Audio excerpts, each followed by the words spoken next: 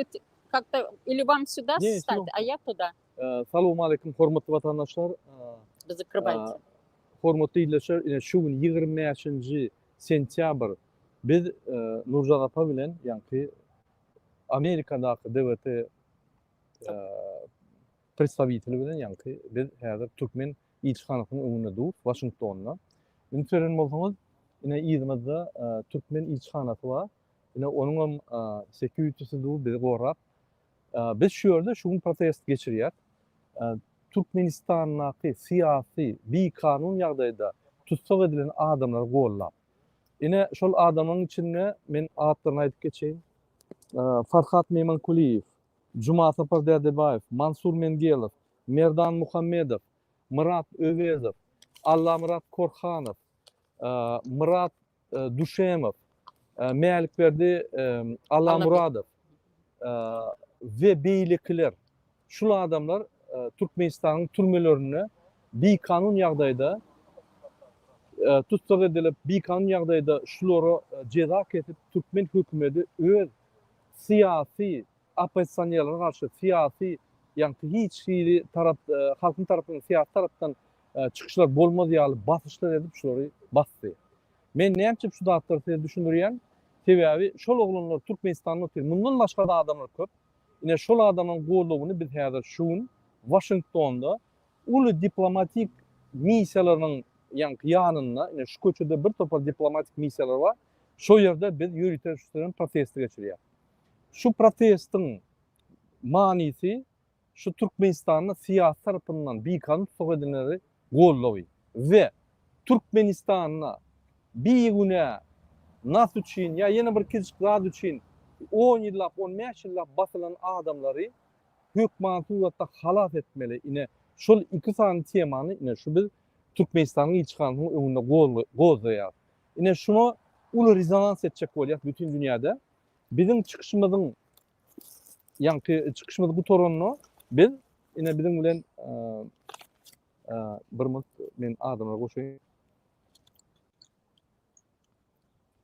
Serdar bilen diýeriz. Serdar diýeriz. Biz eşitýäňizmi? Assalamu alaykum. Hoş geldiniz. Biz eşitýäňiz Serdar. Sesiniz gelen o. Gatrak gürlen.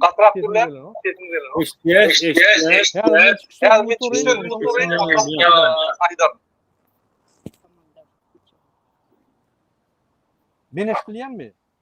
Gaty ýoş gelýär sesim. Vatandaşlar, ine şu gün biz şol Türkmenistan'da siyasi tutkawlarda yatan adamlaryň gollugyny edýär we bir güne siyasi däl hereketler üçin sosial problemaly bir kiçik problemalar üçin Türkmenistan'da bir güne türmelerde saklanýan bir topar enatalar, çağlar, yetim Türkmenistan'da galan ya ejesi ýok, ya kakasy ýok otyrlar. Şolary ýa gollap biz çykyş edýär. Çykyşymyzyň soňunda şu gün akşam men hat üstü bilen biziň çykyşymyzyň manisini we hemme detallaryny şol Washingtondaky hemme ilçihanlara ýolajak.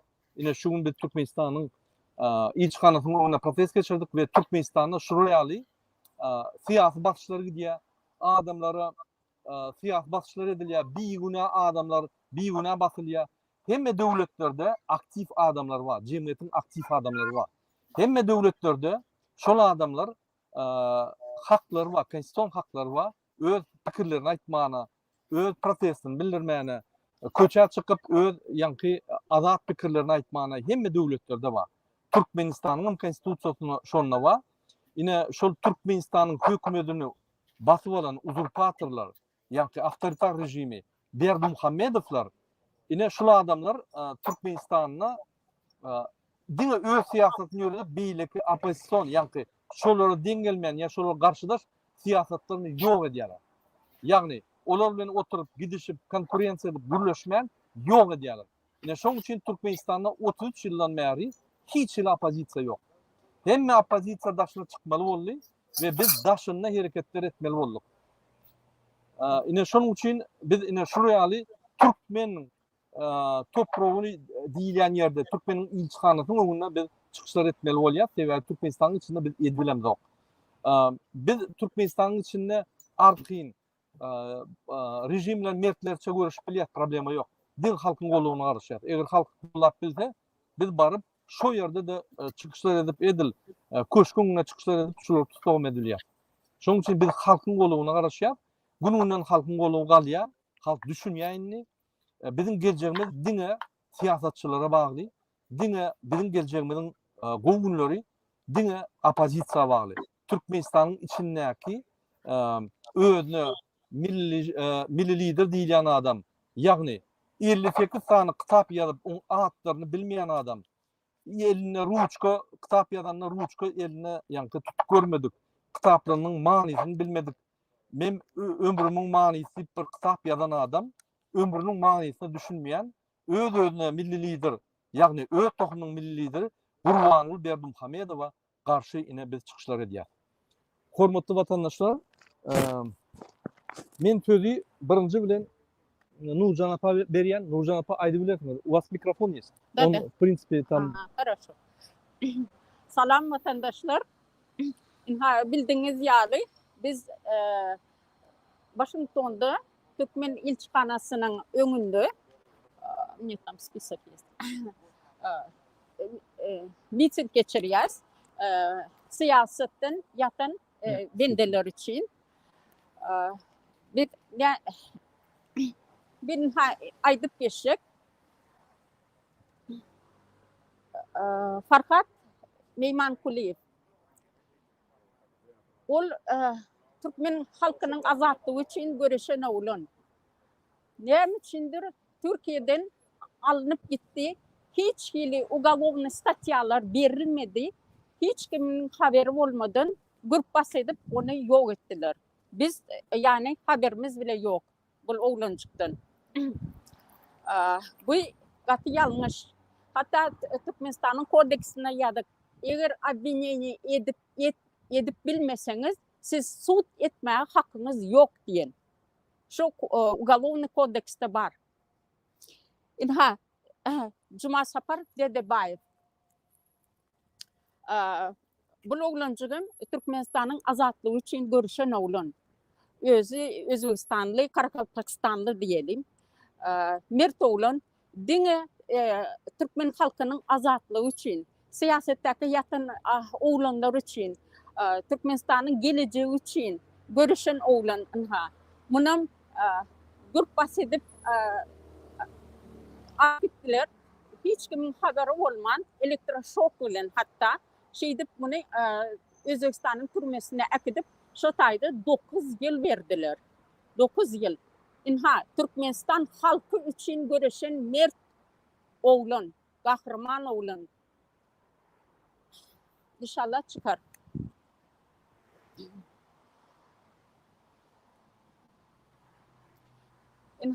Mansur Mirgelov 22 yıl verildi. Bu oğlan 12 yılını türmede geçirdi. Ne olsa onu komisabat etmeli.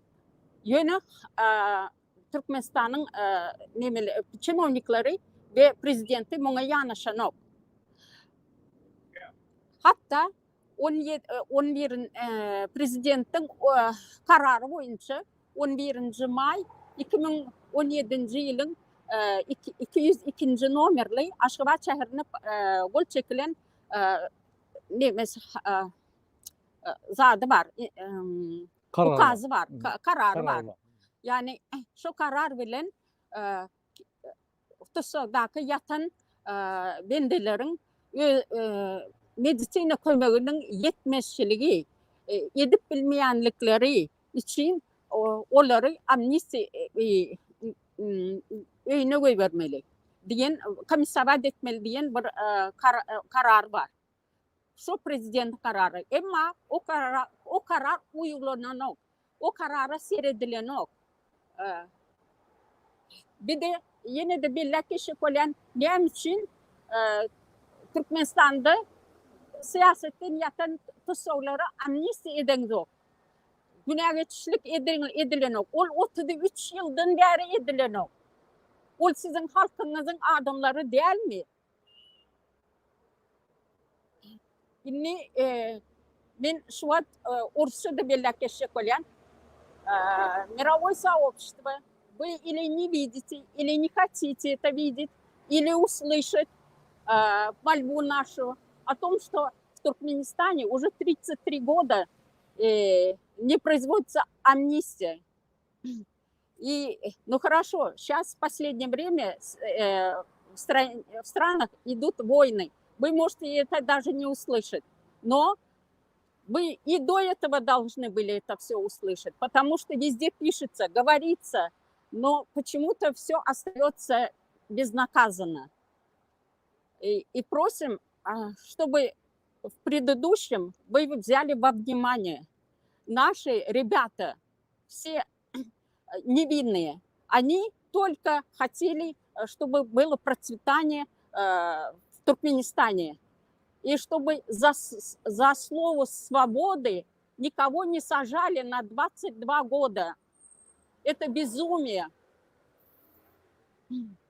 Сейчас.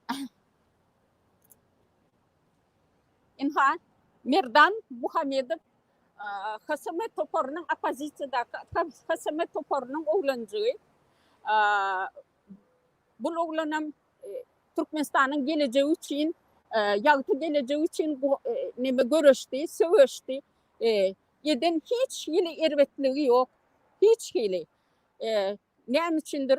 Buna grup edip deportasyonlu lagere atıp суд deyip birden ugalovna yapmacı ugalovna kodeksleri nimettiler. Üstüne yapıştırdılar ceza deyip. Bir de suud ilan ettiler. Suud hiç yeni suudun yani yapık suud bolanmışın. Ondan adamların haberim yok. Aşgabat şehrinin Proletarski rayonuna bolacak deyip başka bir suuda geçiriyorlar. Baran halkın ondan haberi yok. Yani şu oğlancımıza Mirdan Muhammedov'da azatlık isteyiz. Yine de bir gezek diyen Türkmenistan'ın Ugalovna kodeksinde eğer de siz обвинение edip bilmeseniz siz suud etmeye hakkınız yok. Mirdan Muhammedov'da azatlık talep ediyoruz. Ondan başka da bizim bir giden oğlancıklarımız var. Allamrat Korkhanov, Allamrat Korkhanov, Murat Düşemov, Murat Övezov, Melikberdi Allamuradov. Melikberdi Allamuradov. Onların hem azatlığını isteyiz. Türkmen чиновникlarına bir de prezidente yüzleniyiz yerden. Bizi bu tayı getirmeyecek olsanız, geplettirmeyecek olsanız, avrayınız için siz bizim sesimizi hükmani surette eşitmelisiniz. Ve çare görmelisiniz. Bu oğlancıkların hiçbirinin günahı yok.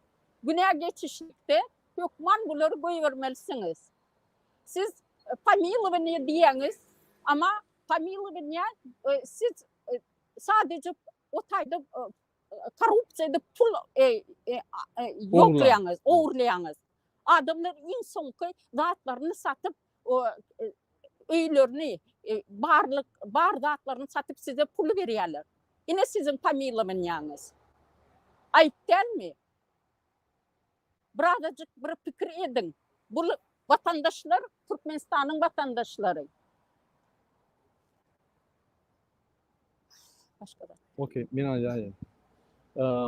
дорогие друзья, дорогие телезрители нашего канала, дорогие туркменистанцы, сегодня, 25 сентября 2024 года, мы, демократическая оппозиция Туркменистана, проводим манифест в поддержку наших политических заключенных, незаконно осужденных людей в Туркменистане, таких как Джуматапар Дадебаев, Мансур Менгелов, Мердан Мухаммедов, Фархат Мейманкулиев, Мурат Овезов, Мурат Душемов, Melikberdi Allamuradov и другие, Алламрат Корханов и другие.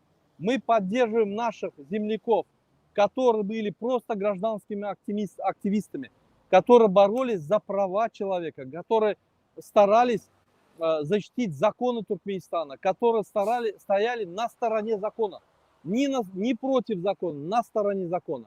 И режим Бердымухамедова отец и сын, как мы их называем, авторитарный режим, он вот так расправляется с политическими оппонентами. В Туркменистане нету оппозиции. В Туркменистане невозможно зарегистрировать ни свободную общественную организацию, ни политическую партию, ни политическое движение. Ничего нельзя, запрещено. Марат Душемов хотел зарегистрировать политическую партию. Он оказался в тюрьме. Есть другие многие случаи, вот, люди, которые хотели зарегистрировать политическую партию в Туркменистане, оказались в тюрьме и осуждены на много лет. Вот так режим Бердымухамедов, клан Бердымухамедов незаконно захватил власть, сфальсифицировав выборы и продолжает издеваться над туркменским народом. Продолжает он уничтожать своих политических оппонентов. Поверьте, человек за 11 лет, Гурбангул Бердымухамедов, написал 58 книг, не знает ни названия книг. Последнюю книгу, которую он презентовал как национальный лидер своей семьи туркменскому народу, «Өмрүмүн мааниси», то есть смысл моей жизни. Так вот, из этой книги, если у него спросить очерки, он даже ответить не сможет. Идиот по образованию. Извините, человек по образованию, идиот по происхождению. Этот человек довел туркменский народ в такое состояние, что мы превратились в страну, как Северная Корея. Интернет ограничен, иногда закрывается. Когда большие праздники, большие протесты, интернет вообще закрывается. Везде сразу усиление. Он боится, что народ станет. Он прекрасно понимает, что никто его не любит, его ненавидит. Он это прекрасно понимает. Только мировое сообщество закрывает глаза на это, и поэтому вот этот человек, узурпирующий власть, укравший все права наши, сегодня управляет страной с помощью своего сына и себя. Сын Фердар Бердымухамедов – это картинка. Он сегодня просто охраняет кресло Гурбангулы Бердымухамедова, потому что все переговоры на внешней среде, то есть дипломатическими представительствами или с другими странами, осуществляет сегодня Гурбангул Бердымухамедов. Всю хозяйственную деятельность в Туркменистане ведет Гурбангул Бердымухамедов. Сердар строго исполняет его указания. То есть страной, как и раньше, управляет певец, жнец, писатель, юморист, диджей, пилот, конекрат, коневожденец, велосипедист. В общем, как только его назвать нельзя, писатель, поэт. Вот этот человек, написавший за 11 лет 58 книг и не знающий ни содержания, ни названия своих книг, управляет сегодня страной. Это смешно, но мы призываем мировое сообщество обратить пристальное внимание на нарушение прав человека в Туркменистане. В Туркменистане сегодня 45% населения вынуждены покинуть Туркменистан. Даже в Корее такого нету, в Северной Корее, что население в составе 45% покидает Туркменистан. Сегодня покинуть Туркменистан – это мечта туркменистанца. Мы дошли до такого позора. Меня очень сильно волнует, почему господин Гутерреш, который занимает председателя ООН, приезжает в Туркменистан, ему дарят машину, на все глаза закрывает, целуется, обнимается с диктаторами. Нас это очень сильно беспокоит по одной причине, что мы понимаем, что справедливость есть во всем мире частично. И нас это настораживает. Потому что если справедливости не будет нигде, начнутся войны, как Россия-Украина, как Туркменистан еще с какой-то страной. Вот эти безбашенные диктаторы начнут чудить, когда они увидят, что международные организации ничего не делают. Поэтому мы призываем все международные организации обратить внимание на Туркменистан, на политических заключенных, посмотреть их уголовные дела. Там ничего нету. Они ничего такого не совершали, чтобы их сажали, доставляли в Туркменистан, заводили в Интерпол, придумали какие-то уголовные статьи, обвиняли в терроризме, в экстремизме или еще в чем-то, с которым они никак не связаны. Поэтому во все международные организации после этого протеста мы напишем письма, во все дипломатические представительства Вашингтона, также Туркменистана мы отправим свои письма, подтверждающие то, что мы говорим. Мы призываем мировое сообщество обратить пристальное внимание на нарушение прав человека в Туркменистане. Hormatlı iyileşler, inni bir gepleşmeye devam edelim. Benim bizim iyileşme diriliş veren. Diriliş. Ayız bilesiniz. Assalamu alaykum gadyrly ýyldaşlar. Mähwan watansewer doganlar, birleri dinleýänler we hereket etip Murat Gurbanow ähliňize köp salam ýollaýan we şol sanda Serdar agamyza da. Ýagny ähli hereketleriň elbetde türkmen halkynyň oýanmaklygy üçin bir giden hereketler alınıp barlýar, bir giden mitingler, bir giden çäreler alınıp barlýar. Elbette şol sanda Türkmenistanyň jenaýatkär bir kanun hökümeti de bizim watandaşlarymyzyň gözüni gorkuzmaklygy üçin elbette hereket edýän adamlary her türlü ýollar bilen suwa girip guruçyk ýa-da deport edýär we bulary türmäge wasyp elbette gorkuzýarlar.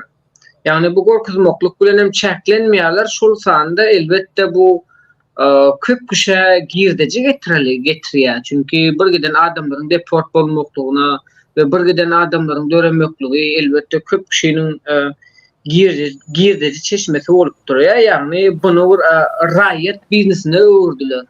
Raýat biznesini mesela Türkmenistanyň içinde Türkmenistan hökümeti medewati we ýurtdaşyndaky bizim hukukymyzy gorýas diýenler medewati. Bu elbette bu kynçylyklardan çykmagyň tek bir ýolu var. Ähli çykyşlarymyzda aýdyp belläp geçişimiz ýaly evde bolur. Her bir zatda aksiýon bolun, her bir zatda soraw bermeklige, hereket etmeklige, ýagny kimin kimdigini tanaça wagt bolandyr indi mähwan doguller her biriňizde. Menden bu kadar. Serdar agamyza berýär söz gedeni. Serdar agamyz dowam edipler. Ýyldaşlar, ýene demmäňize cemaatden biri de bizim gaýtalap oturmaly. Elbette ki protestler geçirilip durmaly, mitingler edilip durmaly. Daşary ýurtlarda bugüne çelli soňky 4 ýyldan bäri edilip duran bu hereketleriň netijesinde ýa-da kelimiňen belläp geçişi ýaly. Elbette ki akyllar ýaly, pikirler ýaly, oýlanar ýaly we dogry hereketiň agzy birlikde, jebislikde we elbette ki birinji derejede zalyma karşı bolan üçin Allaha iman bilen birlikdedir. Biz ýene de ýyldaşlar ýatladýas we hökümetler meselem suratyny görkezýär. Farkatdan başladylar, soň Röşen Kılıç diye, o Devran Mamuf diye, ýene de bir näçe atlaryny bilmeýänlerimiz doganlarymyzy hökümete tapşyrdy bu Türkiýe hökümeti. Näme üçin beýletdi? Elbette ki ikisiniň arasynda anlaşmalary bardyr. Ýöne bu anlaşmalary hem ýene de şu taýda hemmeňiz bilýäňizmi aýtmakda peýda bar. Allah Taala diýär ki zalyma garşy göreşi çykan bolsaňyz ey meniň iman eden bendelerim diýe. Maňa dilek ediň, menden ýardym diläň, menden kömek diläň diýe hemişe. Allah'ı inkar edenlerden, Allah'a karşı gidenlerden, Allah'ı inanacak olup Allah'a ümtilyan adamlardan yoksuyanları bar olsa, onları bilen dostum bolmaň, aragatlaşygyň tutmaň diye. Ve yine de bu hereketin netijesinde mesela bir gün çağırış edip oturanlar var. Mesela 20 sentyabra çağırış edip oturanlar var.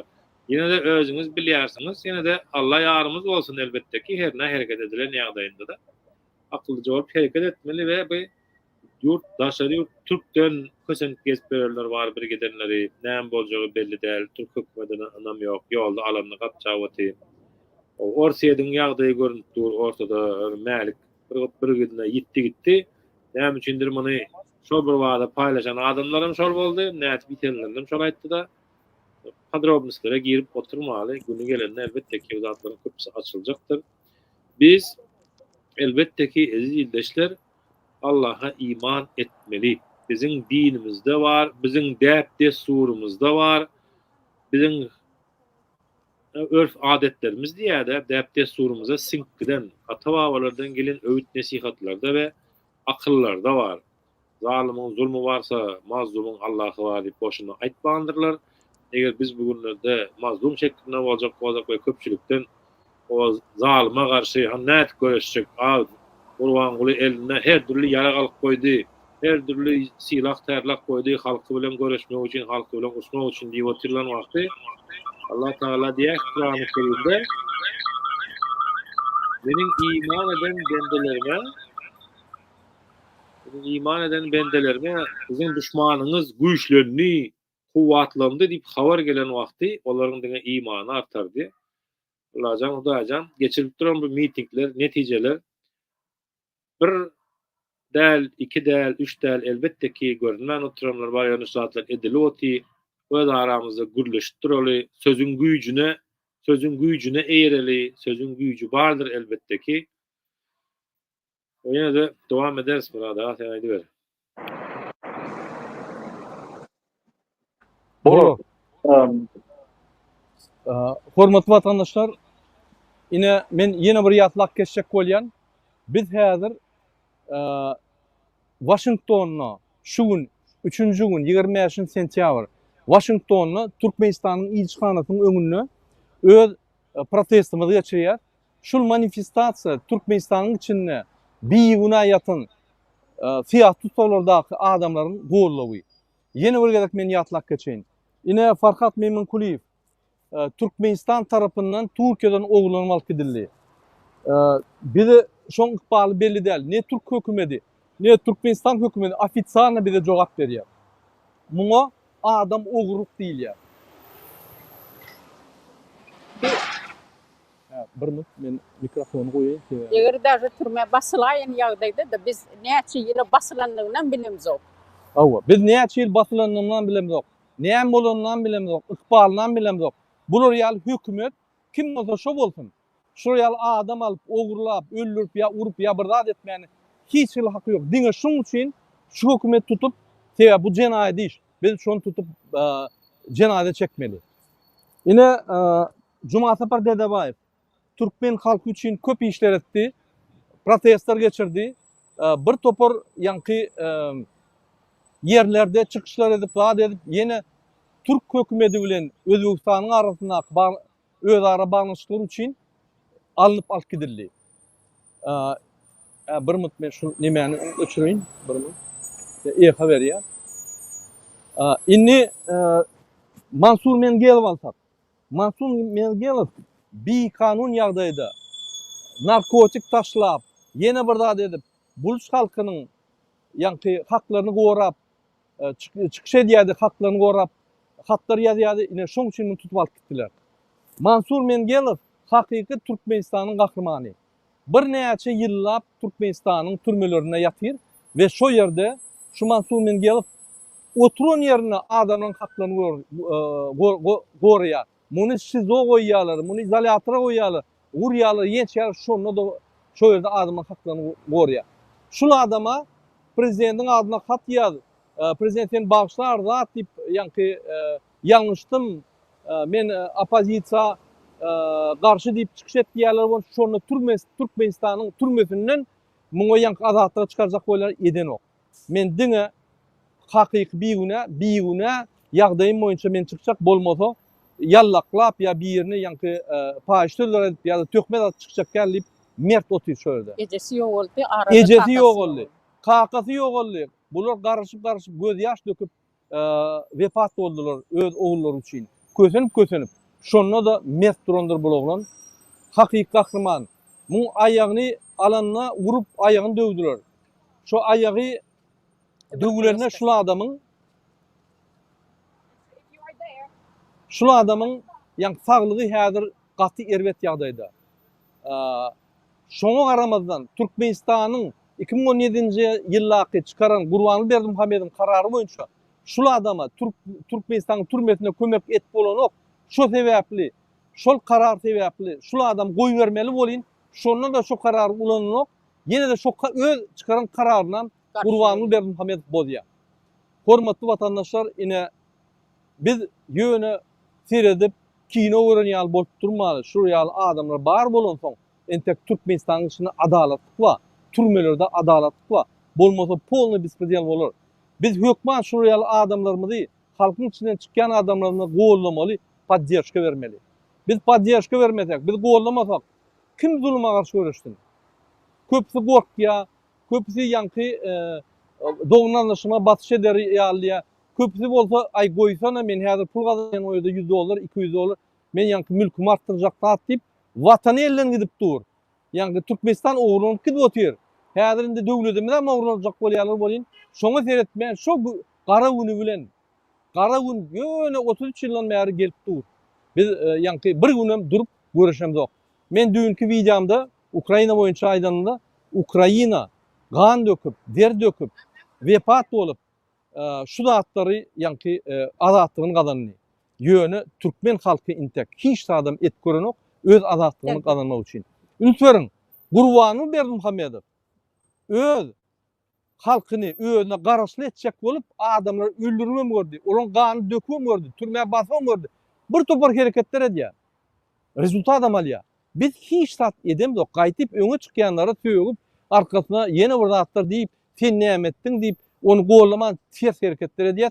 Şunun için biz şuraya ağrıyadaydı.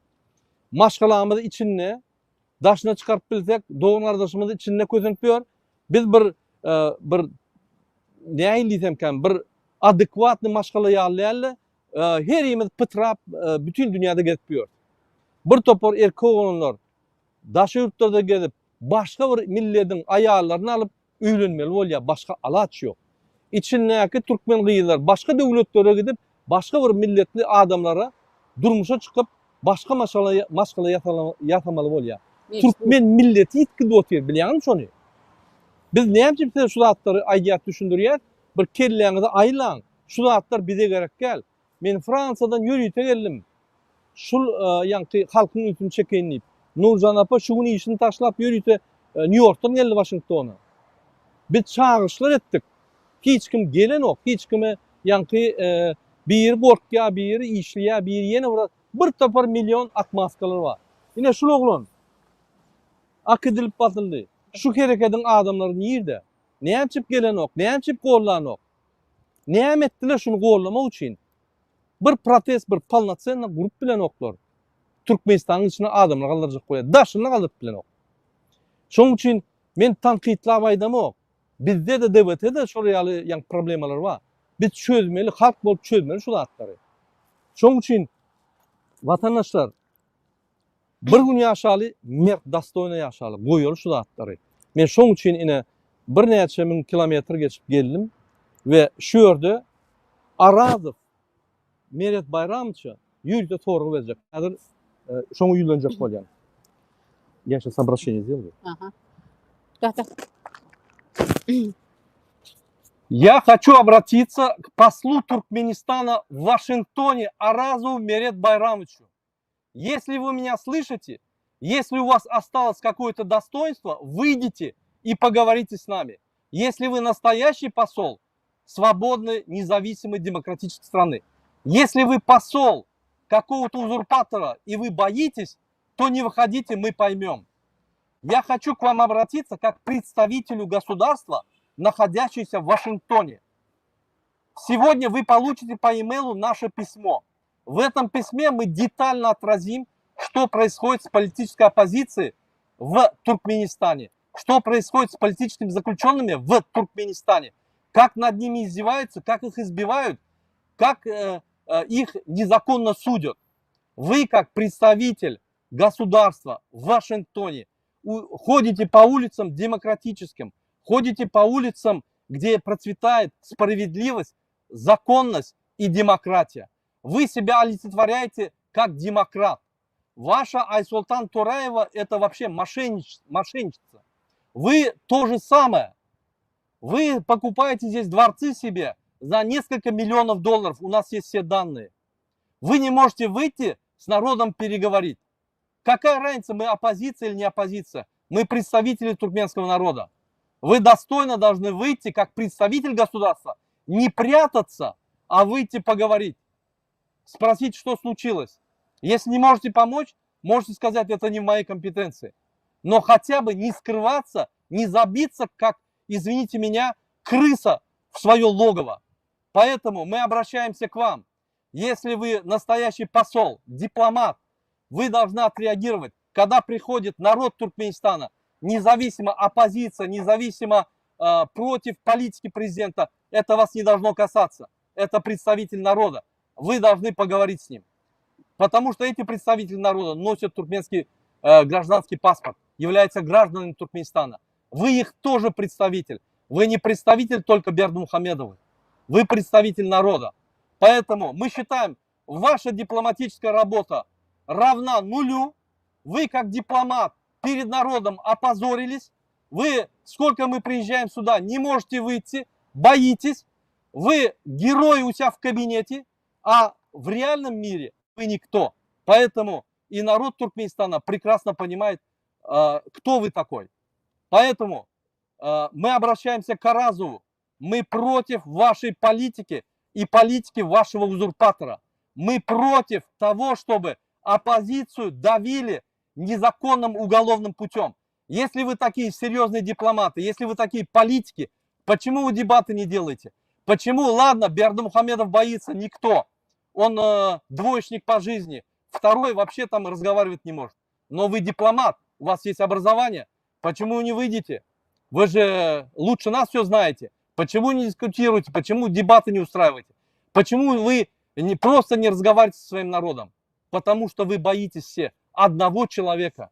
Его зовут Гурбан Бердымухамедов. Он написал 58 книг, название книг не знает своих. Спросите у него, он даже 10 книг не назовет из 58 книг.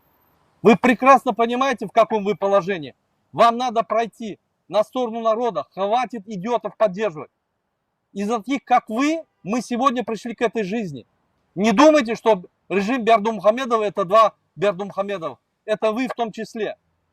Поэтому мы к вам обращаемся. Если у вас есть какой-то дипломатический статус, вы должны выйти и поговорить, как делают все посольства.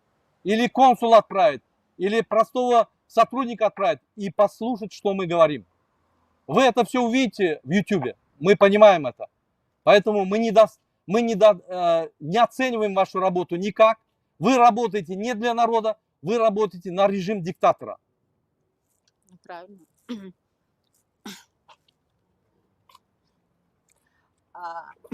Hani devlet halk içindir.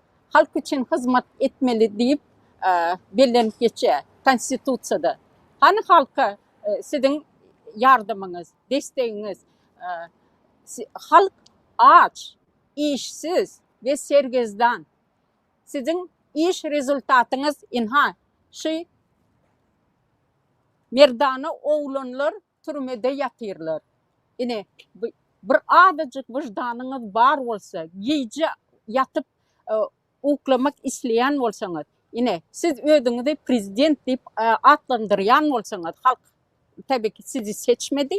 Yine de eğer men şu an baş tutan da diyen olsanız, biraz vicdanınız var olsa, şu oğlancıkları amnistiye etmelisiniz.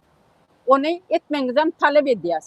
Şu oğlancıkların azatlığını talep ediyoruz. Halka iş verin, güç verin, sergezdan olmaz yani halkınız toplan öz vatanımıza. Hadi söz verin. Hormatly vatandaşlar, bir minut. Yine hormatly vatandaşlar. Siz diýäňiz pasosta hökümet bolmy. Gorkup daşar çykyp bilen oklar. Türkmen gражданларының gürleşip bilen oklar. Opozisiýa görseler gaçýarlar. Siz diýäňiz gelin olar ýaly, ýa-ni erkek bolsaňyz, zat bolsaňyz Türkmenistana. Türkmenistan bir kiçik territoriýa. Biz bütün dünýäde bular kowlap ýör. Dogry düşünün. Şo ýerde bir täkelje kanun, adalet, şo ýerde ýa-ni nime diýen bolsa, biz şo ýerde arky şolar görüşip ýeňip emilýär. Saýlawlarda utup emilýär. Biz bäerde bular bilen ýargy bilen güleşemdok. Biz bäerde bular jenaýaty iş tapyp bular basamdok. Biz dastoýna güleşýär, hormat goýup. Näçe şolar ýaly Türkmenistanda bular edilenok. Bular zulüm. Bular diňe adamlar öldürmek, basmak, ýok etmek, eline güç var. Şo güýji, konstitusiýon güýji zulüm tarapyna ulanýarlar. Ine şonuň üçin biz baryp şo ýerde hereket etip bilemdik. Ýöne halk bolsa, biz şol ugroza garaşman biz barýar şo ýere. Şonuň üçin vatandaşlar, siziň hemmäňizi çagyrýar. Opozisiýanyň hereketleri goşulmasaňyzam gollan. Bize kömekler gerek. Bize komentariýa ýazmak, maslahat bermek, bizi tankid etmek, bize hatlar ýazmak, bize Türkmenistanyň içine informasiýalar beýkançylyk boýunça, bize pul kömek, bize fondlara pul geçirmek, bize agza bolmak, bize bir topar kömekler gerek. Bu iş biziň işimizde, halkyň işi. Biz egerde bize galsa, biz başarjak dadymyz ýok desek. Şu ýaly kezaplary biz bir günne ýygnap, bir günne Türkmenistan düzet bilýär. Gollan bizi. Biz hökman şolary ýa tutsak edip boyuna bar haramlıklaryny goýup oglan pullaryny Türkmenistan kazanasyna getirer. Men sözü inni Dirilişe berýän, Diriliş söz senden bolýym. Minnetdar Murat Kurbanow, Nurcan Ellece, ýagny çykyşlaryňyzda, hereketleриňizde we şol sanda birleri goldaýanlara, dinleýänlere we şu taýda käwir zatlary bellek geçmek isleýän. Ýagny bu bildiňimiz ganhor, gandon hökümet Yani bilşiňiz ýaly bu hökümet mesela maýdaly siýasy tutury azatlyk berse, halk üçin ýürüte, girilen kynçylyklaryň bir kıştansyny düzetse, ýagny biz bu hökümet bilen ılallaşar diýilen ýaly düşünje gelýär da köp kişiň sebäbi diýilende talap etmekliň birgiden görnüşleri bar. Mesela köp kişi diýär ki, ene siýasy tutury azatlyk berin, özüňizi prezident diýip hasap edýän bolsaňyz halka seredin, o awraýyňyz dikeldin diýilen ýaly getýär. Ýok, biz bu hökümet bilen ılallaşmaýar. Meniň we bizleriň, bize inanýanlaryň talaby bu şekilde däl. Biz şu gandon hökümeti tohum tiýiji bilen ýok etmek isleýär. Çünki bu haram hökümet konsul işgärlerini, yani hökümet wezipede işleyen Türkmen vatandaşlaryny öldürtmek isleýär. Yani mesela maýdaly ýurtdaşynda bizi kösýänler kim? Konsulstuwan işgärleri, dogry dälmi? Konsulstuwada işleyen işgärleriň hem çağalary var, gyzy var, ogly var, ukat berenleri var, işläp berenleri var, dogry dälmi? Yani buların bilinýär, görünýär, ýagny pikir etýän o konfliktler. Diriş bir minut saklaýyn. Biz häzir çykart efirden we Türk pasportasynyň öňüne barmaly. Bu ýerde wagtymyz tordy. Siz gurrun edip ben Serdar. Biz häzir goşup 15 minutdan bolýarmy? Türk pasportasynyň öňüne. Ýagny halka öldürtjek bolýar da konsul işgärlerini biziň ýöneköy jemgyýetimizde öldürtmek isleýär bu hökümet Serdaraga gepim tünmek geri. Meselem biziň halkymyzyň gany gaýnapdy, biziň halkymyzyň jany ýanyp, kimden ýanyp? Konsul işgärlerinden, dogry dälmi? Meselem täze pasport bermeli deregine pasport uzatma girizdiler we buny köp adamyň islegine görä kanagatlandyrdylar. Ýani köp kişi kanagatlandy. O uzatma girirse de bolýar diýdi we täze pasport almaklykdan vazgeçildi we talap edilmedi. Ýagny bilşimiz ýaly ýurtdaşyndaky türkmenleri kim kösýär? Konsul işgärleri. Bular hem ýerden ýeke çykan däl Serdara. Bularyň hem çağalary bar, dogry dälmi? Bularyň hem tohum tiýiji garandaşlary bar. Ýagny diýmek isleýän zadym, eger bu konsul işgärleri halkyň dawlenýesi bilen, halka kösemeklik bilen bu işlerini dogam etseler, bu halk bularyň nesil neberilerini öldürjekdirler var. Çünki eger de bu ganhor hökümet aslan şonu isleýär, Türkmeni öldürtmek isleýär. Bu şonuň üçin geldi. Bir tarapdan keselçilik bilen, ýetir ýetmezçilik bilen ýok edýärdi. Bir tarapdan da öz wezipesini elinden gidirmejek bolýan adamlaryň eli bilen hem ýöneköy jemgyýetimizde her taraplaryň ýol bilen ýok edýärdi, gynawdy, kösäwdi. Ýagny gelecekde Türkmeni öldürtmeklik üçin birgiden projekt çyzypdy. Şoň üçin bu zatda size öňünden aýtmak isleýän, wagtyňyz waka Allaha iman edin, eden işlerinize toğu edin, halka kösemeklikden el çekin. Eger halka kösemekliňizi dogam etseňiz, isle konsul işgäri bolun, isle häkim işgäri bolun, tapawdy ýok. Allah Taala aralmaklygy nesip etdirjekdir we bu millet her biriňizden aýylan şu şekilde araljakdyr.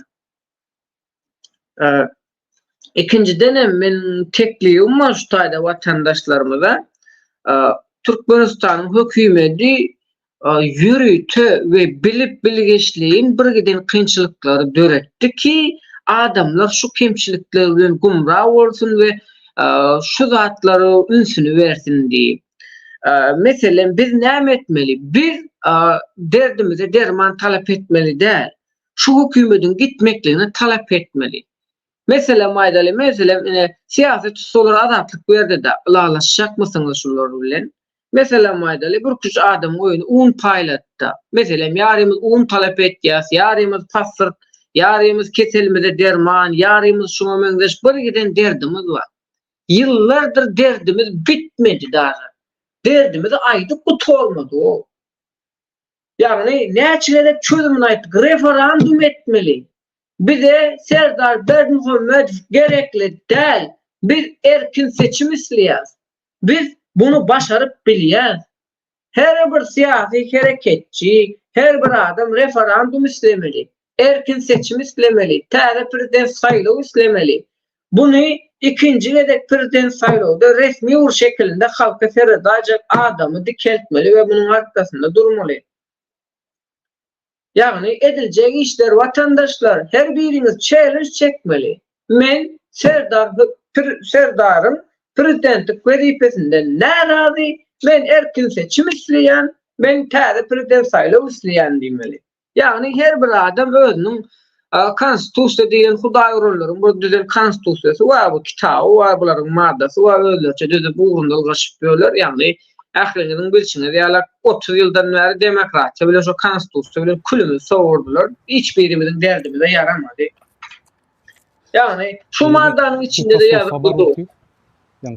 Şu maddada da ýazyp durdy vatandaşlar. Biz referandum etmeli. Biz erkin seçim etmeli. Biz halky prezident saýlawyna taýýar etmeli.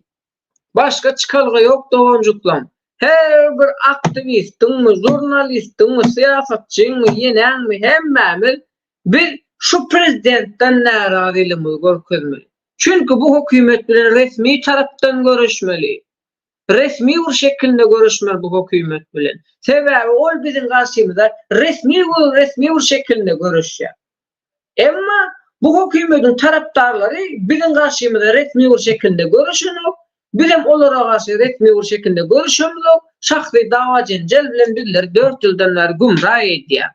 Öz dava cencem sebebi olur hükümet tarapından resmi bir şekilde bizlere ayıplama bildirip bilýärlermi? Bildirip bilen oklar. Bizlerim hükümeti resmi bir şekilde günahkar görkezip bilýärmi? Görkezip bilemizok. Çünkü haýsy tarapdan bizler garip diýsek dünya yüzüne edilen hayır sahavat kömeği görkezip otur. Dünya yüzüne edilen kömekler görkezýär ki biz garip däl diýär. Kurulan heykelleri, kurulan binaları görkezýärler, biz garip däl diýärler. Biz bunun karşısına howaý arzuwlar bilen görüşýär. Bu biziň karşymyzda resmi bir şekilde görüşýär. Yani artık vatandaşlar tek bir çıkalyga var, referandum etmeli. Bu haramları gitmekligi talep etmeli. Yeter artık. Ölüyümüz hem yettik, öldürülenimiz hem yettik, tutsawlarymyz hem yettik. Türmeň içi tağam dolu. Şu türmedekiler, içindekilerin hemmesi biýune. Hiçbirisine adalatly suud geçirilmedi. Hiçbirisi açık suud edilip türme basılmadı. Hemmesi şu haram hökümetiň zulmüne duçar boldy. Türmedekilerin, içindekilerin hemmesi biýune. Çünkü türme basanlar cenayetkar. Yani bundan artık dogonjuklan menin tek bir haýyşdym, tek bir talabym şu haram hökümetiň külünü sowurmaklygy üçin Allah'tan and içmeli ve Allah'a iman etmeli, Allah'tan dua dilek etmeli, aralmaklygy nesip etdirsin. Konsul işgärlerinden, hökümet işgärlerinden, prezidentinden, tohum tejinden aralmaklygy nesip etdirsin bize. Bizlere şolaryň nesil newerelerinden aralmaklygy nesip etdirsin. Her türlü yol bilen bizlere bulardan aralmaklygy nesip etdirsin. Dökülen Türkmeniň ganynyň hasabyny soramaklygy nesip etdirsin. Türkmen çağalarynyň ölümüne, geleceğine sebäp bolan bu Hudaý uran münafıklardan aralmaklygy nesip etdirsin dogonjuklar. Yani ölümden gorkmaklyk, bu zalymy tabin bolmaklyk ve Allah'ı inkar etmeklik.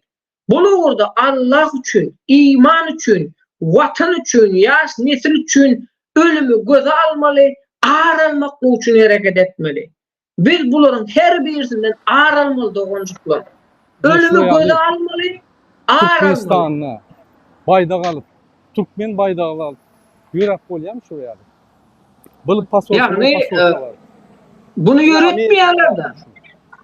Şu ýaly ýagny köçäňde professiýada bu professor arkyň ýörek gidip polisiýany tensa provazat edýär, hiç kim ýa diýmedi ýaly.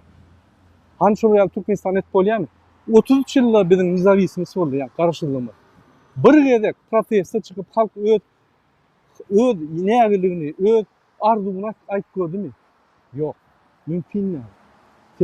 Döwlet biz üçin, döwlet bir adam üçin, onuň adam Kezzap Gurbanoğlu Berdimuhamedov 58 kitap yazan adam, kitabın atlarını bilmeyen adam.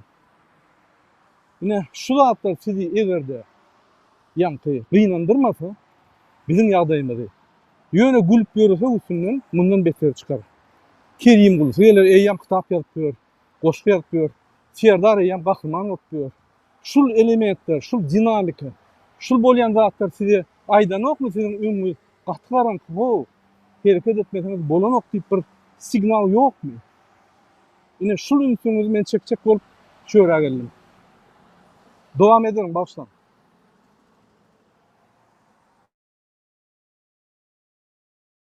Yani Türkmenistanyň içinde birlere watansöýerligi öwretmediler, baýda hormat goýmaldygyny öwretmediler. Çünki halk wada watan bardy.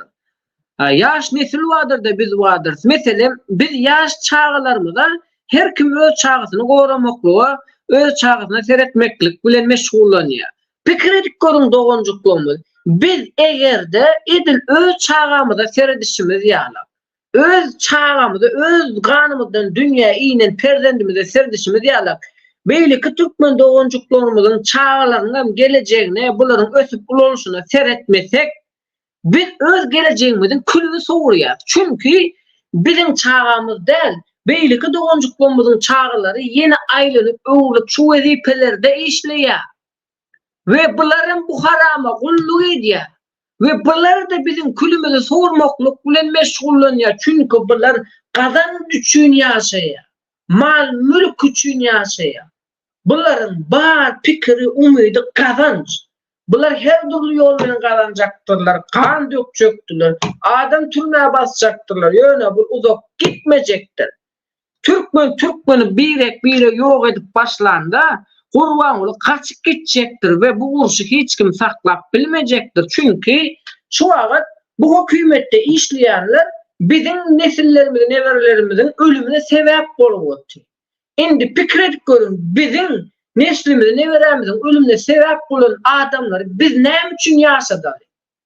Ve bizim yaşayış durmuşumuzun manisi ne olur?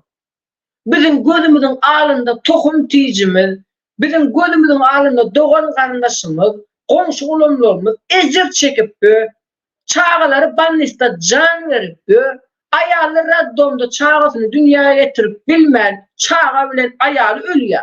Raddomu var ya, çağısının nahrını görmediğinde hem ayağını yitirip kayıtacak hem çağını yitirip kayıtacak. Bu zatlardan sonra bu zatlar insanda kelle oturacakdır. Kelle oturacakdır sonra var bu zatlar. Çünkü adamlar doydundu. Ayette diydisinden. O bizim derdimizin adı bitmedi o. 4 yıldır derdimizin atlarını sanıyor. Dertlerimizin atlarını sanıyor. Her gün, her ay, her yıl 3 köşük dertli adamlar çıkıyor o. Gördünüz mü? Yeter artık dert sanamak yoktu. İnsanın adamlar hana şu Rafka 4'te gizlenip bizi video aldılar. Gördünüz mü? Seredin birler köplük Emrah Kurbanov doğrudan mesela men konuşmuşlarla tohum tezin tanımı. Yani bizi dinleyenler, bizi görüyenler, siz şu konsul işgallerini tanıyanlar da bularım çağaları haysi üniversitede okuya, nerede yaşaya, Türkmenistan'da öylüyor, nerede çağaları, nerede siz bir köplük doğuncuklu. Şu konsul işgalleri yerden yeke çıkan değil, başlığından tut yine kararına, konsulun, pasolun, bunlar yerden yeke çıkan değil, bunların çağaları var, bunların nesli neveresi var, bir köplük, bir anıklap bilyaz. Biz derin hep bilyaz doğuncuklu. Anıklan, bilin. Çünkü bunlar bizim nesillerimizin ölümüne sebep oluyor.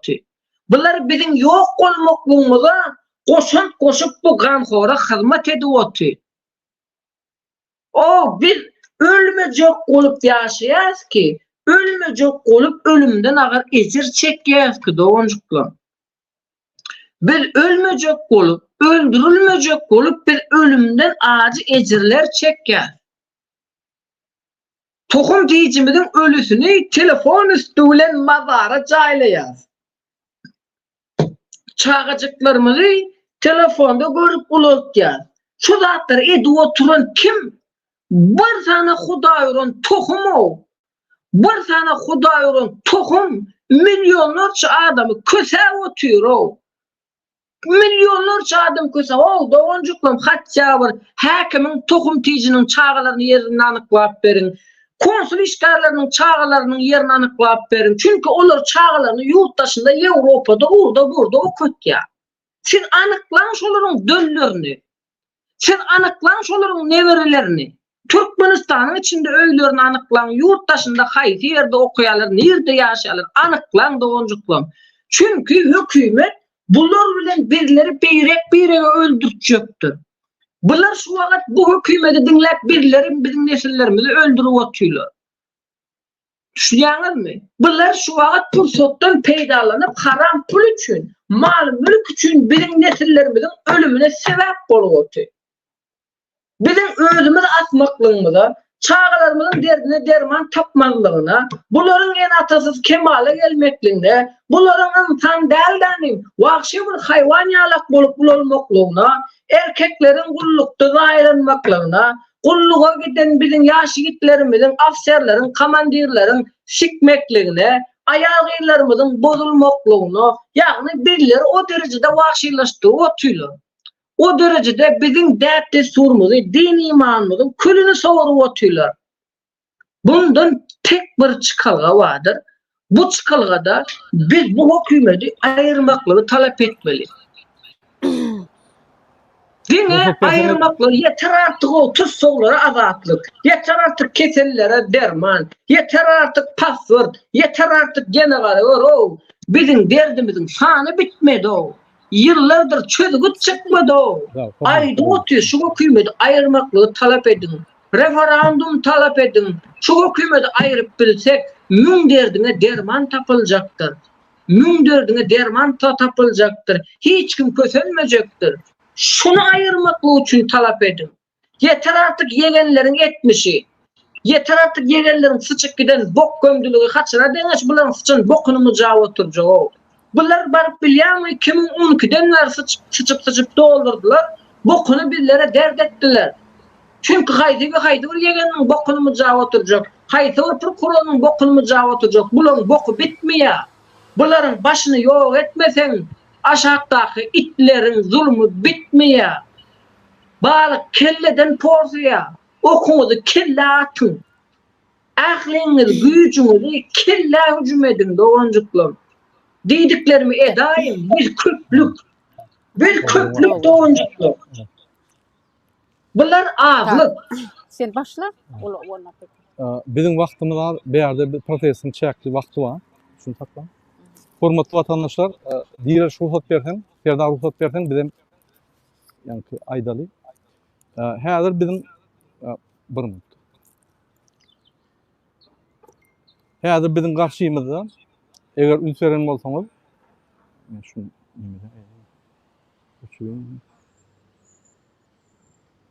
häzir bizim garşymyzda ýene Türk pasolstwosy bar. Turkish Embassy, TS Washington, Büyük Elçisi. Ine hormatly watandaşlar, şu ýerde biz şunky geçen 20 sentýabr 3-nji gün 2024-nji ýyl Washington Türk elçixanasynyň öňünde esasy biz Erdogany ýüzlenjek bolýar. Hormatlanan Recep Tayyip Erdogan. Siz Türkmen diktatory öz halkyny edýän zulüm bizim seslerimizi ogurlap hiç wagt açyk saýlaw etmedik.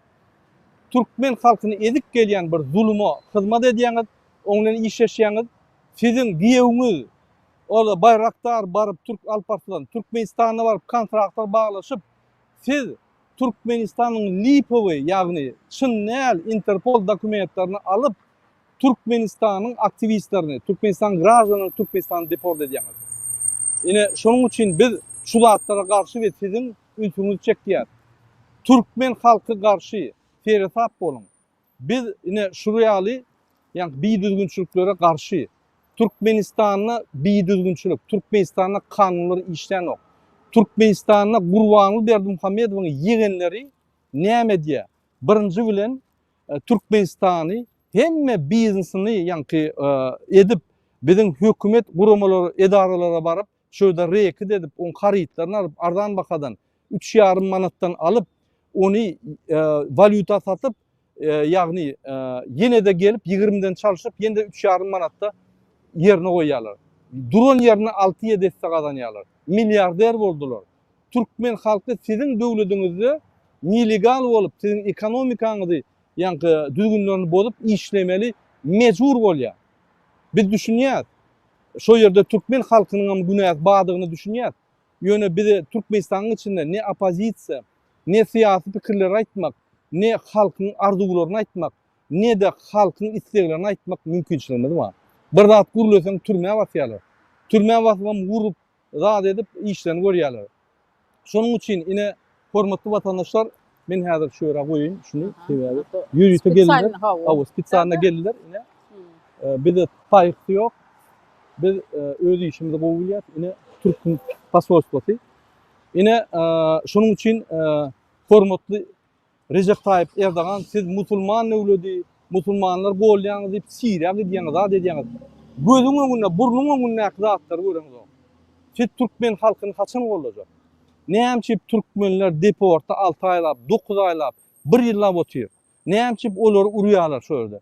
Näme şolara adwokatlar berilenok. Näme olary itdiýaly, ýa-ni ite de ýa-ni rahatlyk, parahatlyk, ýa-ni onu fiýdaly hormat goýarlar. Itlerçe Türkmen halkyna, ýa-ni polisler we içindäki migrasiýon gulluklar itlerçe itdiýaly hasap edýär Türkmen halkyny. Näme sebäpli? Biz size näme etdik? Olur ýaly. Hawa administrativ kanunlary bozduk. Onun için bizim bilen itlerçe görüşmeler. Ine şoň üçin geljekde şu rejim ýykylýar. Türkmen halky bilen araşyk goýjak bolsaňyz, Türkmen döwleti araşyk goýjak bolsaňyz, hormatlap öwreniň Türkmen halkyny. Biz Türk halkyny hormatlaýar. Biz sağ bolsun diýär, şuraya mümkinçilik berip bize ýa-ni çağlarymyzy iýdirmäne, naharlamagyna, mümkinçilik öwretmäne, mümkinçilik berýäňiňi biz size sağ bolsun diýär. Ýöne bizim haklarymyz amma biz daş döwletde bolsaň bizim halkara konwensiýa esasyna haklarymyz bar. Bu bizim pasportymyzy soraw geçtin. Geçde de haklarymyz bar. Halkara konwensiýa esasyna sebäbi pasportdaky danylar dogry. Diňe bir ýa-ni datasy näme dogry. Onun üçin siz bizim bilen iççe gürleşmeliler, ya iççe hasap etmeliler. Ol bizim günämizde o Türkmen konsulluğun diktatör rejiminin günäsi. Biz şonu aýdyp gelýär. Ine şoň üçin biz size ýüzenýär. Siz şu zatlara ünit bermeseňiz, onu diýmek, siz zulüm tarapda, erti Türkmenistan azatlygyny alanda size zulümün tarapdary diýip serederler we biz halky köşüşdirip bilmer.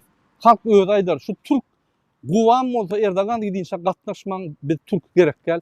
Biz başga döwletlere gatnap, biz başga döwletlerden gatnaşak. Turan, eýlik, beýlik zatlara unudyň. Özüňiz birinji bilen özüňiz düýetmeseňiz, Turanyň agzamaňda, Turan agzanyňyzda maskara bolýaňyz. Sebäbi Turan üçin siz hiç zat edeňiz ýok. Siz Turanyň ýol boşçulary üçin edýäňiz. Turanyň halklary üçin hiç zat edeňiz ýok. Klub diktatör sözleri. Hawa siz öňkü Putinin ornuny aldyňyz, olar diktatör klubyny döredip häzir saknadan gitdi. Siz şonu eliňize alyp şonu dowam etjek bolýaňyz. Biz Türkiýanyň içiniň siýasat bilen işimiz ýok. Ýöne şo ýerde Türkmen grajdanlaryň halkara konwensiýa esasyna haklary bar. Advokat almagyna. Eger tutsak edilse özüni gorumagy mümkinçilik. Eger tutsak edilse şoň tutsak şertleri normal bolmaly. Iýmiti ýere döküp kafile barın iň diýmeliler. Ya olar urmana hiç hil hakyňyz ýok. Nurjan apa, men size söz berýän söz bermäkem, ýene bir aýdýan. Şul adam Dädebay Juma Sapar. Sizin ıhtiýarlyňyz bilen, sizin ýagny howa diýeniňiz bilen şul adam Türkmenistanyny ogurlandy.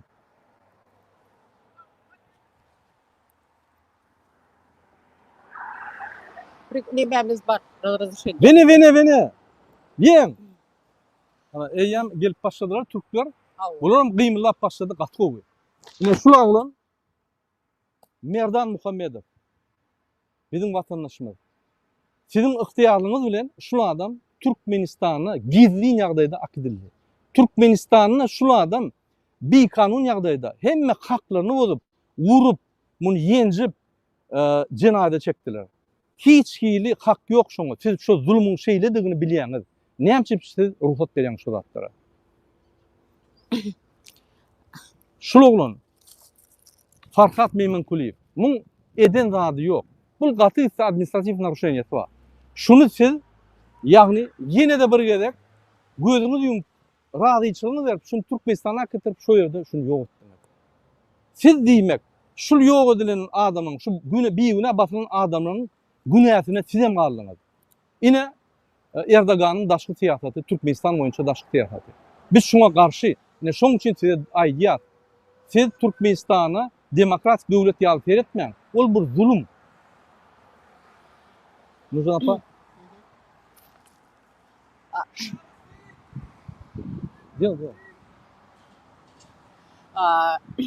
Inha biz şu wagt Türk konsoloslugynyň öňünde pasolstwo ilçikardasynyň öňünde biziň inha 3 sany oğlanymyz imine Türkiye'den alındı. Türkiye'den gitti. Bu oğlancıkların akvalı yani türmede bu Farhat Turdiýew bir şey belli değil. Bu oğlanın yani alıp gittiler, deport ettiler de alıp gittiler. Yapıp suut ýetýäs diýip belli değil. Buna şu wagt barmy hili derecede This is for Turkish. Inni bir yerden yüzlenmek isteyen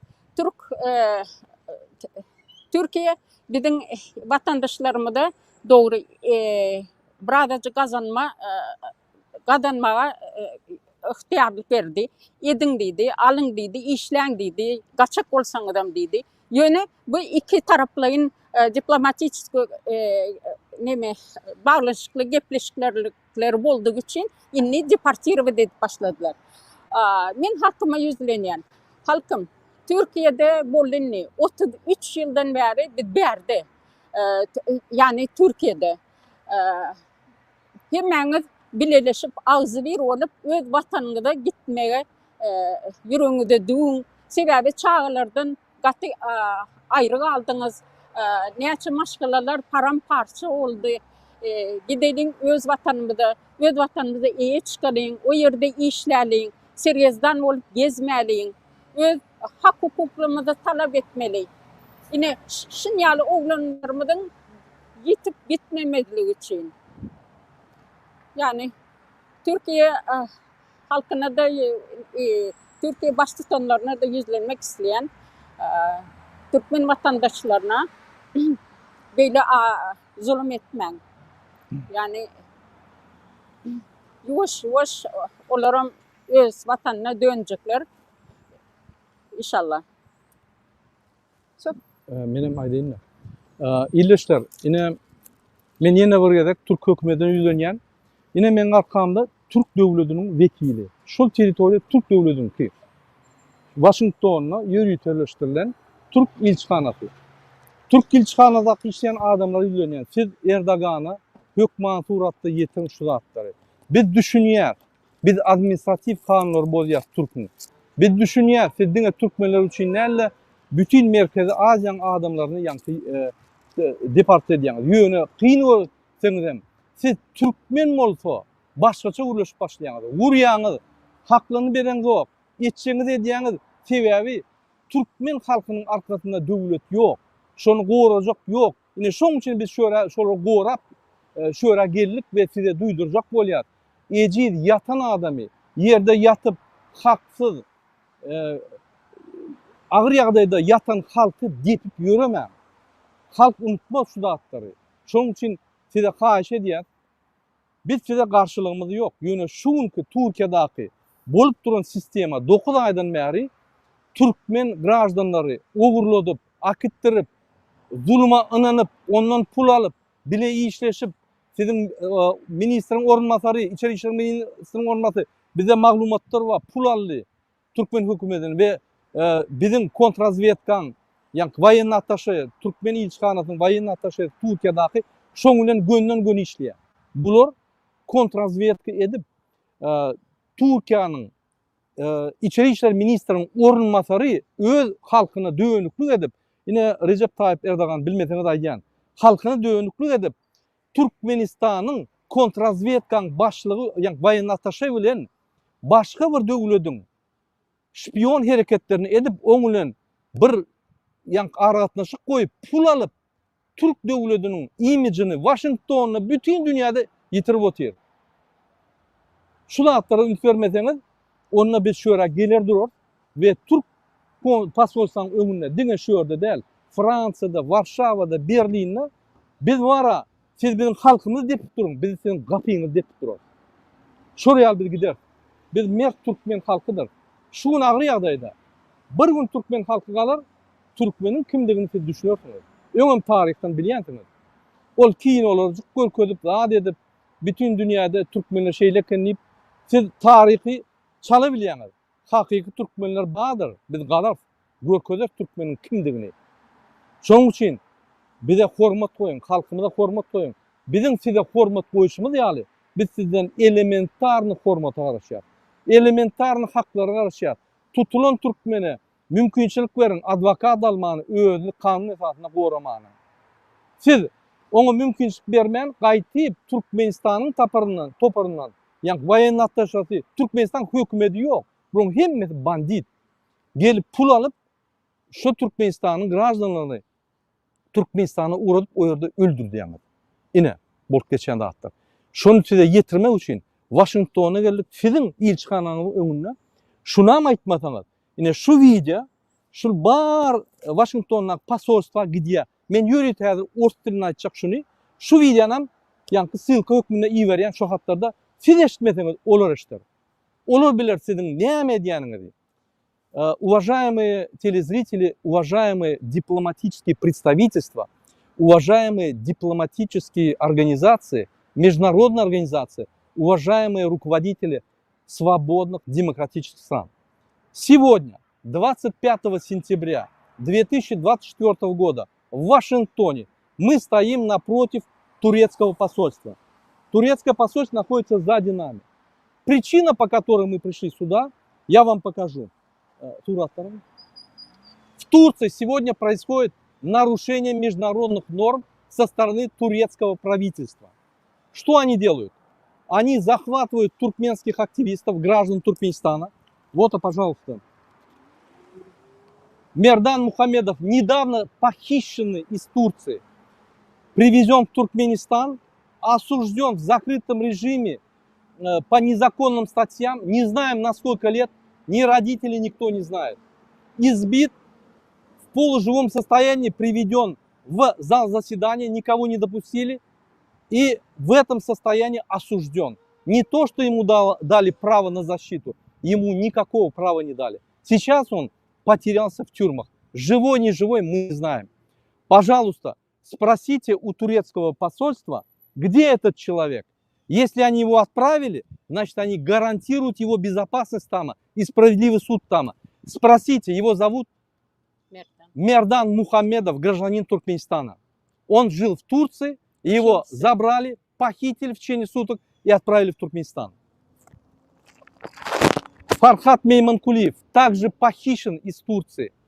Военный атташе туркменской разведки, находящийся в Турции, посольство Туркменистана, дал взятку замминистру внутренних дел Турции, и с ним вместе они орудуют, забирают активистов в Туркменистан. Активистов, когда забирают в Туркменистан, недовольных режимом, которые высказывают правду, которые говорят все факты коррупции, расследования делают, они забирают в Туркменистан, и там они пропадают. Их там избивают, уничтожают, подвешивают за одно место, я вам не могу сказать за какое место, и заставляют, чтобы они признались во всем. Эти люди не совершали никакого криминала. Они не были много лет в Туркменистане, чтобы их осудить за что-то. Фархат Мейманкулиев. Во всех международных организациях он знаменит. О нем мы постоянно делаем. Мы уже делаем 15-й призыв, протест в поддержку его. Жумасапар Дядябаев также похищен и отправлен в Узбекистан. Получил 17 лет тюрьмы незаконно. Не грабил, не убивал, ничего не делал. Высказывался о Туркменистане реально, говорил, что коррупция, и призывал людей защищать свои права. И таких людей очень много. Это только часть. Вот по этой причине, что турецкое правительство, создавая Туран, работает с клубом диктаторов Центральной Азии, их услуживает. Эти диктаторы реально платят зятю Байрактару Алпарслану Эрдогана, заключают контракты с ним, он летает туда, заключает контракты и налаживают типа борьбу против терроризма и захватывают активистов и уничтожают оппозицию Туркменистана. И не только Туркменистана. Турецкое правительство сегодня участвует в геноциде туркменского народа, депортируя этих людей, не давая никакого права.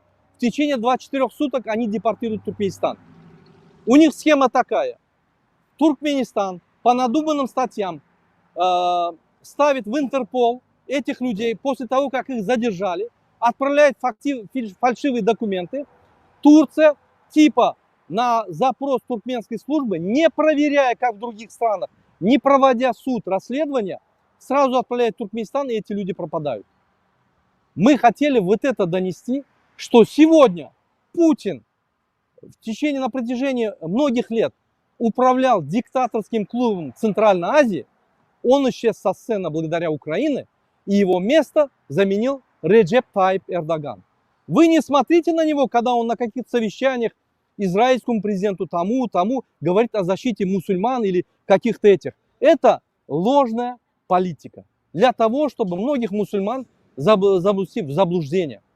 В реальности он заменил место Путина и создает диктаторский клуб Туран и работает не с народами этих стран, не делает какие-то законы для народов этих стран, а просто удовлетворяет их спрос, через них забирает через своего зятя контракты и обогащается. И тем самым ставит международную политику Соединенным Штатам, выставляет, типа у него есть там какой-то авторитет. Туркменский народ не признает Эрдогана. При смене правительства тут же мы поставим вопросы, те, которые созрели в течение 33 лет Эрдогану, ему правительству, за все нарушения, которые против туркменского народа он осуществил. Мы эти вопросы поставим попунктно, послу через посла передадим Эрдогану. Он должен ответить. Не может ответить, это значит не наш партнер. Ни о каком Туране не мечтайте. Это невозможно. С сегодняшним Эрдоганом это невозможно. Возможно, с кем-то, дальновидным политиком это возможно, но с Эрдоганом это невозможно. И не только Туркменистан, Казахстан, Таджикистан, народы этих стран, Кыргызстана против. Не питайтесь иллюзиями, что Эрдоган построит Туран. Невозможно. Туран не построится. Потому что старт очень плохой. Старт – это беззаконие, несправедливость, не защита граждан, а защита диктаторов, несправедливость и коррупция. На этом объединение не строится. Поэтому мы сегодня вечером отправим вам письма с детальным изложением того, что творится в Туркменистане, и участие Эрдогана, турецкого правительства в этом. И, пожалуйста, мы просим вас оказать давление, содействие туркменскому народу. Мы никогда не забудем вашу помощь. Сердар, айтчақтағың болса, айтып үлерсің. Спасибо. Sağ olun, minnettar. Ahiriyatınıza düştüm bardığım. Çünkü alak bir zat var hakikaten elinde. Biz referandum talep etmeli, biz bu hakimiyetin gitmegini talep etmeli. Yıllardan beri, biz sonki 4 yıldan beri bilyendiriz, emma yıllardan beri, 20-30 yıldan beri Diri görkezin diye programmalar devam edip dur. Ne diri görkeziliye, ne türmedeki adamlar çıkarılıyor, ne türmedekilere kömek ediliyor. En barkisi Cuma Sapar Dadawaýyň ýagdaýy Özbegistan'da türmede sağlık ýagdaýy gowdal. Sağlık ýagdaýy gowdal bilen muny balniçny rejimde çıkaran aklary kösäp otyrlar. Taýy adwokatyna dogry jogap berip bilen aklar biz mundan görüp otyrys. Diktatorski rejim dowam edip dur. Turan boljakdyr inşallah. Turan boljakdyr, emma bu diktatorlar bilen däldir. Bu diktatorlar bilen boljak däldir. Sebäbi bu diktatorlar her haýsy öz halkynyň ganyny içip otýar. günah kazanyp oty. Muçide de oty adamlar. Şonuň üçin edildeşler biz Türkmenistanyň häkimiýete garşy aklymyzda, pikirimizde düşünjeler ýaratyp başlamaly. Owa näde kitjek, näme goýjak, ýarak taýýarlap oty, belik taýýarlap oty, näme taýýarlasa şonu taýýarlasyn. Biz Allah'a iman edip ýörenden soň bularyň öňümizde ne durup biljegi bardyr, ne beleksi bardyr, pytrak gaçaktyrlar. Bunu men aýdamok, bunu Kur'an-ı Kerimde Allah Taala iman eden bendelerine wada berýär. Diňe maňa iman edin de ve maňa iman edin, menden dilek edin ve menden kömek soraň diýär. Men inkar edenler bilen, maňa düşman bolanlar bilen dost bolmaň, olardan kömegem soramaň ýeňilersiňiz diýär. Ýeňilmejek bolsaňyz, ýeňilmeýän tek Allah, tek bolan Allah'a iman edin ve şoňa birlik ve şoňa dilek edin, ýalwaryň diýär. Siz Allah'a ýalwarjak däl, kime ýalwarjak? Iki ayakly bende baryp ýalwarjak. İki ayakly bende ine et gören işi ortada, ýurdun içinde kösençlik, muçeni. Şonuň üçin elbette ki başaryp bilsek, resmi bir şekilde, kanuny bir şekilde bütün kanunlarymyza mümkinçilik berýär, döwlet taşyna kanunlara mümkinçilik berýär, hemme da mümkinçilik berýär we ýa-da muradaň aýtýarlar. Turan boljakdyr, emma bu Turan elbette ki diktatorlarsız boljakdyr inşallah. Sebäbi bular şu taýda ýa-da görkezdiler, mende diňe şuňa farkadyň surady bada. Neşe 23-nji ýylyň 19-njy maýynda aldylar gittiler bolany. Aldylar gittiler. Bizen tägem köp wagtlap garaşdyk, ynandyk eden däldir diýdik welin. Tarih görkezdi ki 1951-nji ýylda, 53-nji ýylda Azerbaýjandan gaçyp gaýdan 50 sanak adamy Türk häkimiýeti şo döwürde Staline izine tapşyrdy, gözlerini onda da geçirip emmesini atyp öldürdiler. Bulardan bize dost bolaram, ýöne bu häkimiýet bilen bolmaz. Sebäbi bu diktatorlar bir-biriniň dosty, hamana birat etjekler, gurjaklar, özlerçe ýene de spujurluk etip geljekdirler. Ýene de ýatdan çykarmalyň, düşmanyňyz size garşy nähil agzybir bolýan bolsa, siz hem agzybir bolun. Öz araňyzda bolar bolmaz atlary değişip, kişisel meselelere düşüp, göwnüňize deyip öz araňyzda urşmaň diýär. Düşmanyňyza garşy birlik bolun diýär. Zalyma garşy birlik bolun diýär. Ýurdun içinde öz türkmenimiz olup, öz halkymyz olup, öz ýurdumuza eýe çykalyň. Ýurtdaky ýetimlere eýe çykalyň. Ýurtdaky ýesirlere eýe çykalyň. Ýurtdaky dullara eýe çykalyň. Ýurdun içi duldan, ýesirden, ýetimden doly. Emma ýene de bir rat başlady ýatdan çykarmaly. Her bir ýetimiň hossarsyzyň hossary Allah'tyr. Allah hossar bolan üçin biz hem kalplarymyzdaky iradany jemläliň we şulara garşy aýgytly göreşe, aýgytly ädime geçeliň. Gün sagat elbette ki biz beri oturjak däl diýjegem däl. Ýene şu wagt bugunky günlerde TikTok'ta gidipdi, belli kanallarda gidipdi. Her kim özüne göre bir tarih aýdyp otdy, gün berip otdy.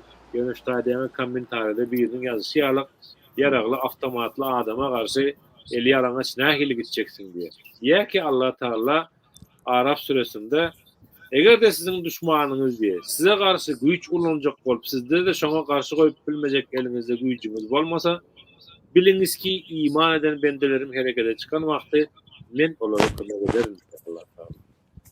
Sag bolun, Allah'a emanet bolun. Serdar, biz bu tormasak bolmaýar. Sebäbi biziň wagtymyz boldy.